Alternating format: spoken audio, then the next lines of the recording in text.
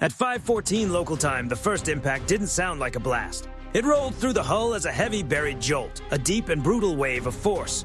Metal met pressure with enough strength to rattle cups in the ready room, shake dust from the seams overhead, and free sailors in the passageways where they stood. On the flight deck, a yellow shirt turned toward the island on instinct. Below deck, in compartments still lit for the last stretch of night operations, heads lifted at the exact same instant. Then general quarters ripped through the ship. Red lights flashed. Watertight doors began cycling shut. Boots hammered against steel. Voices that had been groggy only moments earlier turned crisp, sharp, immediate.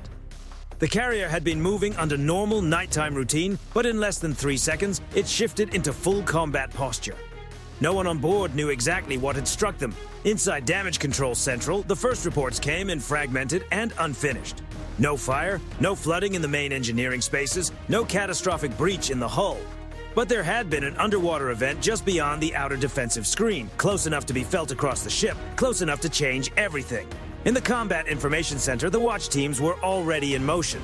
A sonar feed from an escort destroyer lit up with transient noise. Another reported cavitation south of the formation. A tactical action officer leaned over the display, eyes locked in place, listening as short bursts of contact data came in from outside the carrier's steel shell. Bearings were called out, ranges were guessed and updated. One voice wondered if it had been a mine. Another suggested submerged debris. No one said torpedo yet. Not until the second report arrived. Underwater disturbance confirmed. Possible weapon track. Bearing steady. That changed the atmosphere instantly. The air inside CIC seemed to tighten. The carrier itself held steady, but the formation around it began to move. One escort destroyer widened to starboard. Another altered course and pushed outward to stretch the defensive screen. On the carrier, the bridge received fresh maneuver guidance. Up on the flight deck, crews who had expected routine pre-dawn movement now watched armed helicopters being brought forward with unmistakable urgency. Then came the third call. Multiple submerged contacts. Not one. Multiple. The room seemed colder after that. A watch supervisor stepped closer to the tactical plot as the symbols shifted. One uncertain contact became two. Then two became three. Separate bearings, separate movement patterns, all underwater, all inside a sector that should have been empty at that hour. 3 submarines. At that point, the idea of an accident disappeared. This was no drifting metal, no false sonar return, no isolated anomaly beneath the surface. Somewhere in the black water beyond the horizon, 3 Iranian submarines had entered attack space around an American formation. One of them had already made a move, or moved too soon. The carrier's captain didn't need a speech. He needed facts. Assess the hull, maintain contact development, launch the helos. That was enough. Orders moved fast because everyone on board already understood the stakes. Carrier crews do not need danger explained to them. They live by procedure so that when danger appears, no time is wasted on words. Across the ship, that discipline took over. Damage control teams sealed off affected sections and checked for hidden structural damage. Engineering confirmed propulsion was stable. Communications sent short, encrypted bursts to the escorts. Flight deck crews shifted from routine sequencing to combat support operations. Above the waterline, the carrier still looked massive and calm, a dark shape cutting through the last blue-black hour before dawn. But beneath that image, everything had changed. Every radar operator, every bridge watch stander, every sailor moving through red-lit passageways understood the same reality. Something hostile had entered the screen. On the nearest destroyer, sonar operators stayed locked on the contacts, trying to separate real movement from the noise of the ocean. One contact was deep and controlled. One was moving too fast for comfort. Another seemed to drift along the edge of the formation, as if the crew below had realized too late that they were not where they thought they were. That possibility spread through the silence before anyone said it aloud.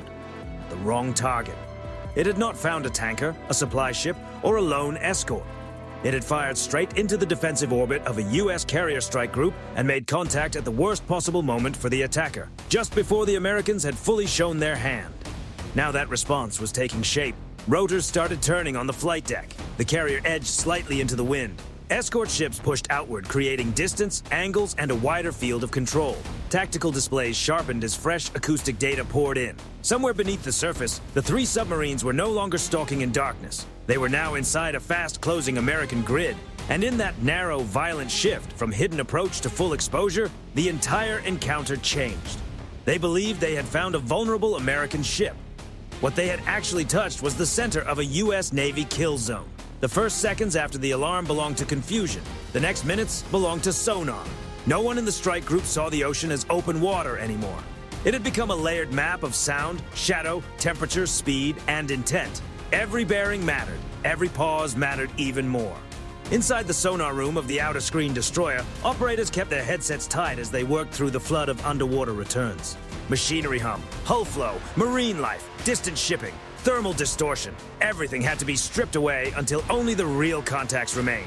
3 had already been identified. Now the challenge was understanding what kind of 3.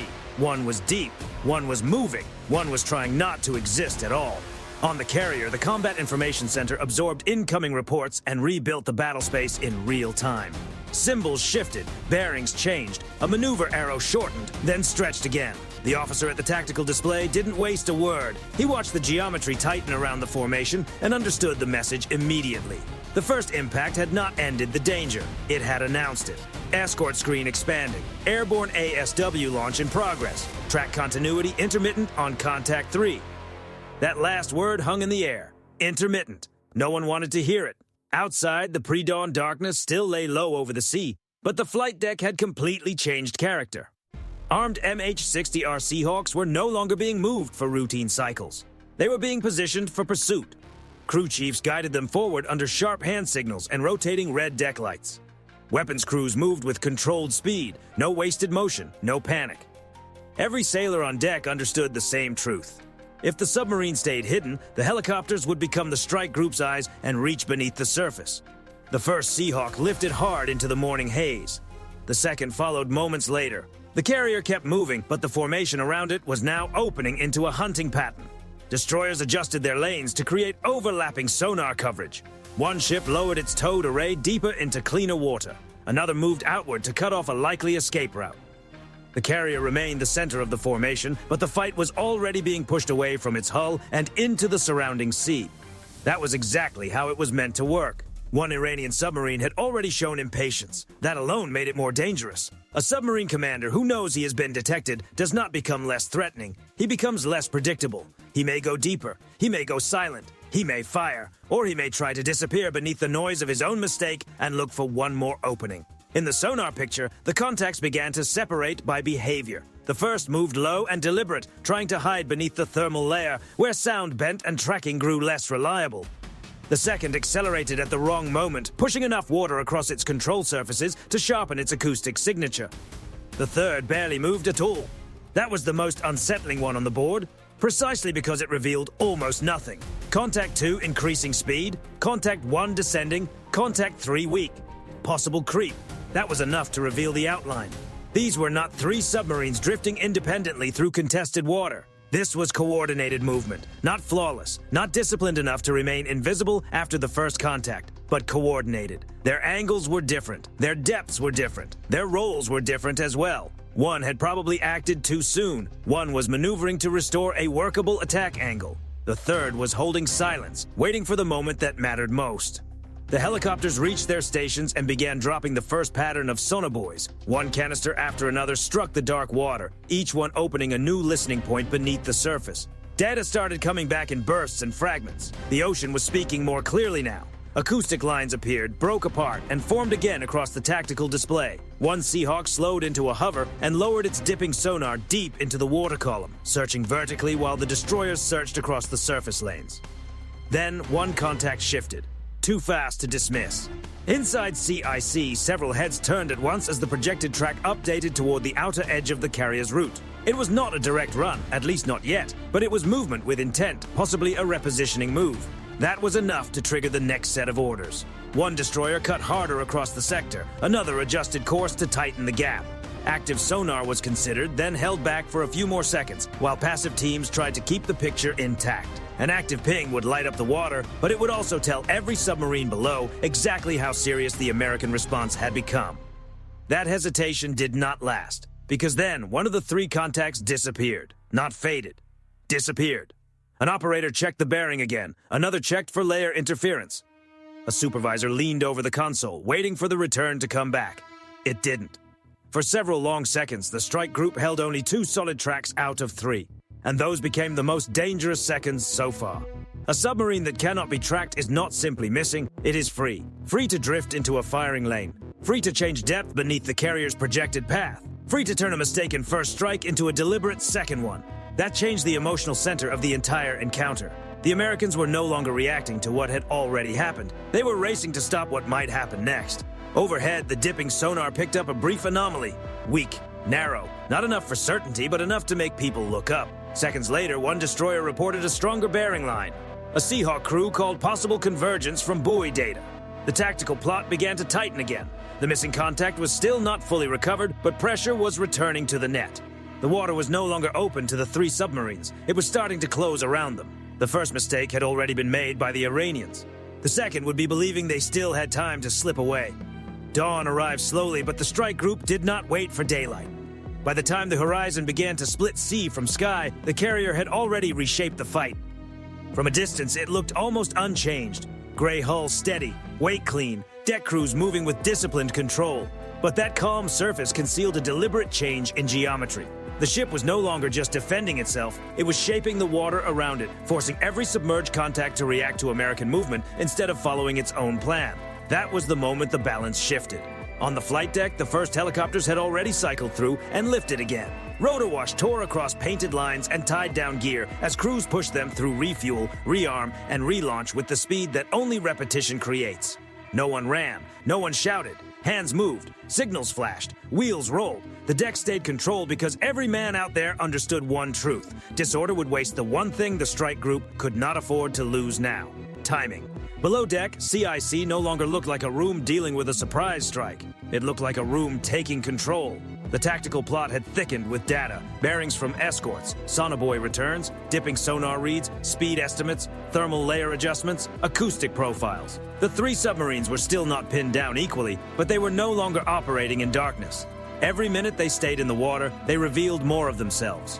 One contact remained deep and cautious. One had already shown a tendency to overmaneuver. The third still moved with disciplined silence, which made it the most dangerous of all, because it had not yet been forced to choose between staying hidden and taking action.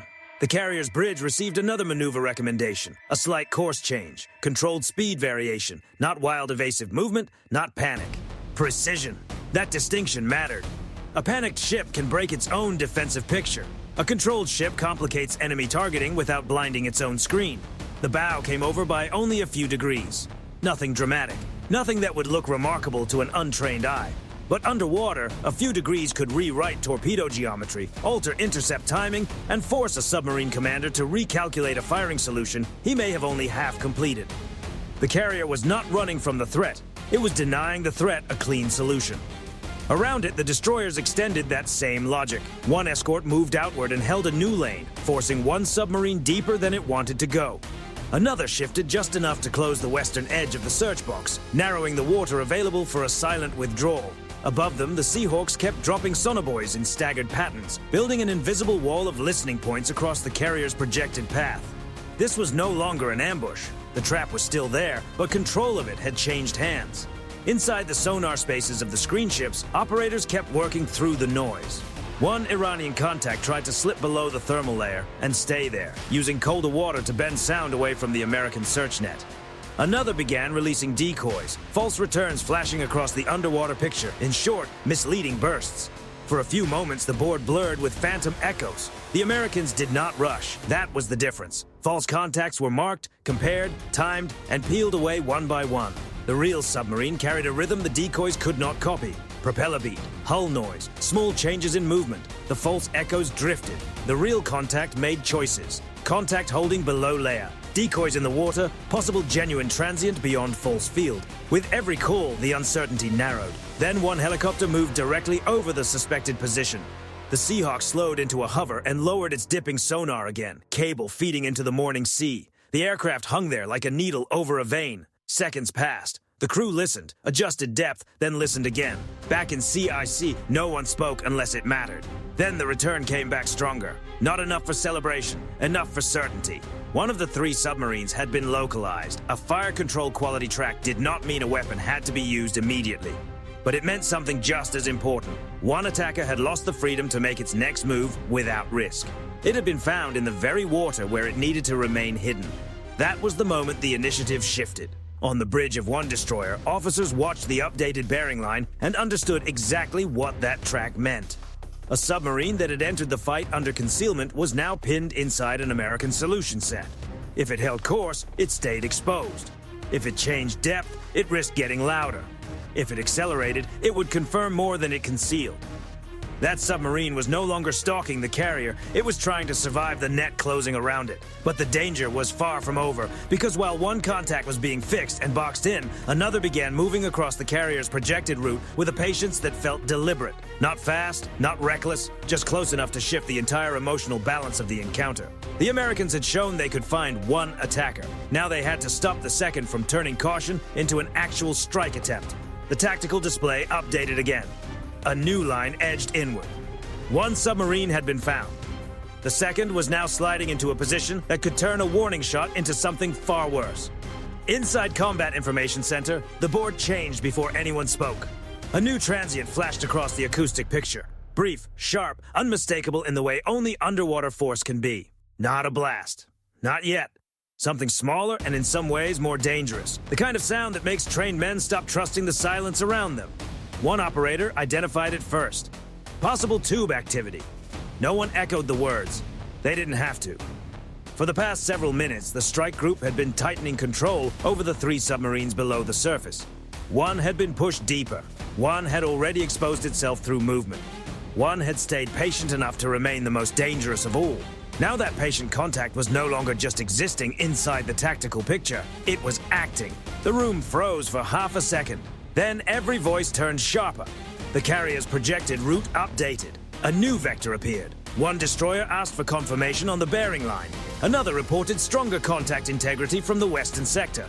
Overhead, the nearest Seahawk widened its orbit, then accelerated toward the new datum. On the carrier's bridge, the recommendation came in clean and immediate. Come right, increase speed. The response was instant. The carrier began to turn. Not a violent move, not a panicked break, a controlled change in heading, deliberate and forceful enough to disrupt any firing geometry that might already be forming below. The screws dug in harder, the bow edged across the formation. Around it, the escorts adjusted too, each maneuver making the problem more complicated for the submarine that had just revealed its intent. Because whether a weapon was already in the water or not, the meaning was clear.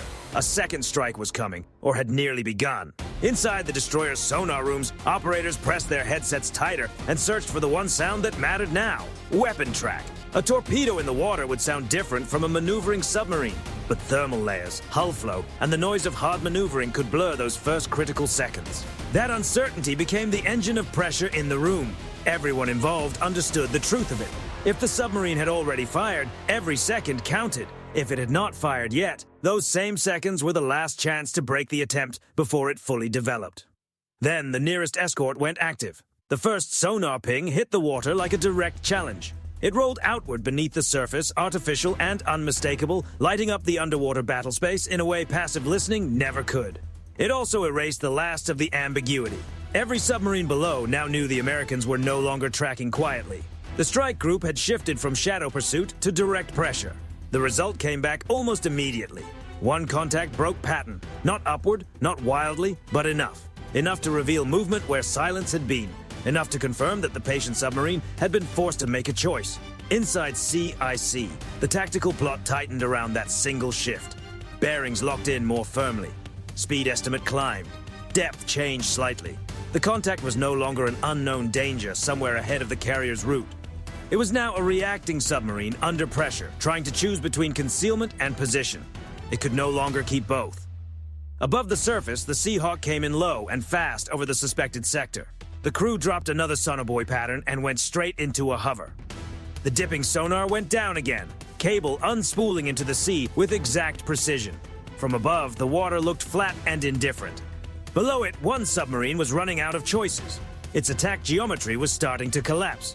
If the Iranian commander held course, he risked staying inside an American fire control picture. If he went deeper, he would give up position and possibly lose the shot entirely. If he accelerated, he would grow louder. If he turned away, he would confirm what the Americans already suspected. The strike had failed, and survival had taken priority over the mission. That was the point where the encounter opened up. The submarine moved. Not enough for the eye, more than enough for the net. Its shift in bearing spread across the destroyer's displays almost at once. One escort called a cleaner line. The helicopter crew reported stronger convergence from sonobuoy returns. Another ship farther off the carrier's beam now had enough continuity to begin building a more complete weapons quality solution. What had been a threat vector was becoming a tracked target. The carrier continued through its turn. Speed increased. Posture remained stable. The flight deck kept working under pressure. No alarms beyond what was necessary. No wasted commands. No confusion leaking into procedure. The ship did not survive the second threat by chance. It survived because every movement around it, the bridge, CIC, destroyers, helicopters, sonar teams, was part of a system built for exactly this kind of compressed, high-pressure fight. Elsewhere below the surface, the other two submarines were no longer controlling the encounter either. The first, the one that had likely triggered the original mistaken strike, had shifted from hunter to fugitive. Its movement had flattened out, more cautious now, less focused on pursuit than on staying outside the tightening American picture. The second, already under pressure from destroyer maneuvers, was drifting westward with the unmistakable behavior of a commander trying to preserve escape options before they disappeared completely. The initiative had flipped. Less than an hour earlier, 3 submarines had entered attack space around an American carrier, believing the darkness belonged to them. Now, one was pinned under direct pressure, one was pulling away, and one was trying not to lose what remained of its concealment. Inside CIC, nobody called it victory. That word did not belong there. What mattered was simpler. The underwater picture was no longer contested in the same way it had been minutes earlier. It was being controlled. A U.S. destroyer held the track. A Seahawk maintained pressure overhead. The carrier had denied the firing lane, and the submarine that had tried to build a second shot had exposed itself in the process. What began as an ambush had reversed completely. The hunters were now the ones being held in place by American steel, sonar, and timing. Morning broke fully over the Arabian Sea, and the carrier was still there.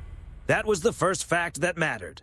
Not drifting, not burning, not disabled in the water, still underway. Still inside formation, still generating controlled movement across a surface that, less than an hour earlier, had hidden 3 hostile submarines closing on the wrong target.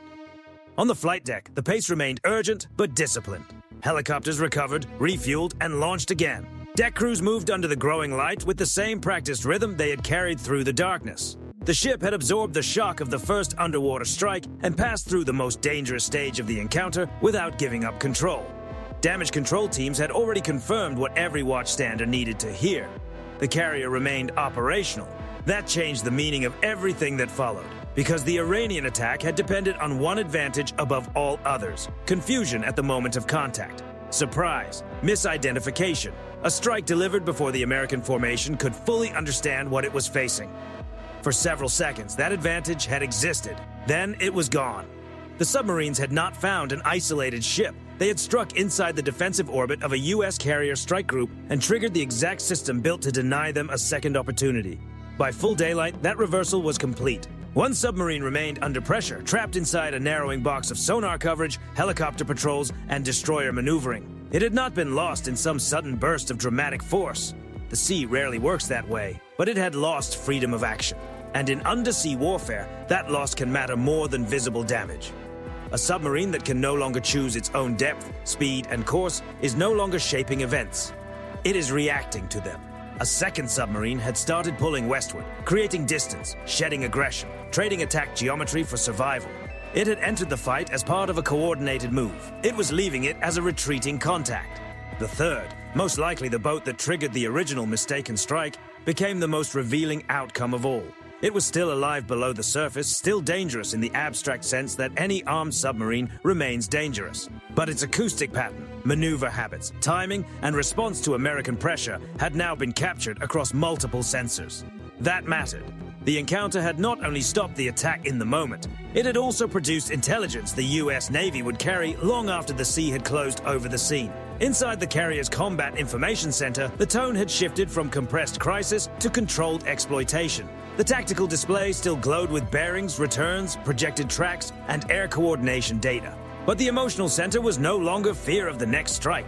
It was consolidation, logging, verifying, refining the underwater picture so completely that nothing from the encounter would be left to memory or assumption. On the escorts, sonar teams kept holding and sorting the contacts. Every transient was noted. Every change in propeller rhythm was studied. Every maneuver that had once looked dangerous was now something more than a threat. It was evidence. The Americans had seen how the submarines approached, how they divided their roles, how quickly one commander lost patience, how another tried to hide beneath the thermal layer, and how the quietest of the three reacted once active pressure forced it to move. That was the final price of striking the wrong carrier. The Iranian boats had not simply failed to cause decisive damage. They had revealed themselves in the attempt. Above them, the carrier kept moving. That image carried more weight than any blast ever could.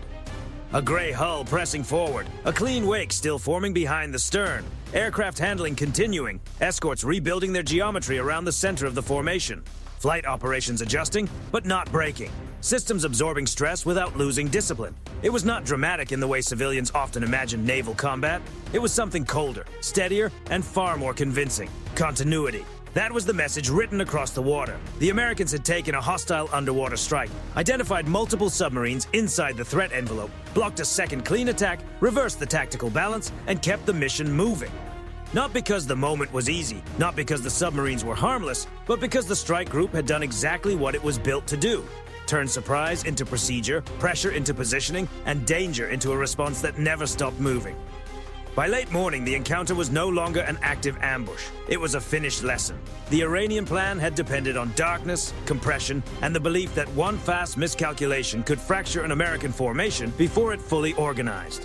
Instead, the first strike activated the entire defensive web around the carrier. And once that happened, every passing minute began to favor the United States. The submarines were no longer controlling the pace. They were being judged by it. This was never the story of 3 submarines that nearly destroyed an American carrier. It was the story of 3 submarines that touched the wrong ship at the wrong moment and triggered the full weight of what protects a U.S. aircraft carrier at sea. They thought they had found an opening in the dark. What they actually found was the most heavily defended patch of ocean they could have entered.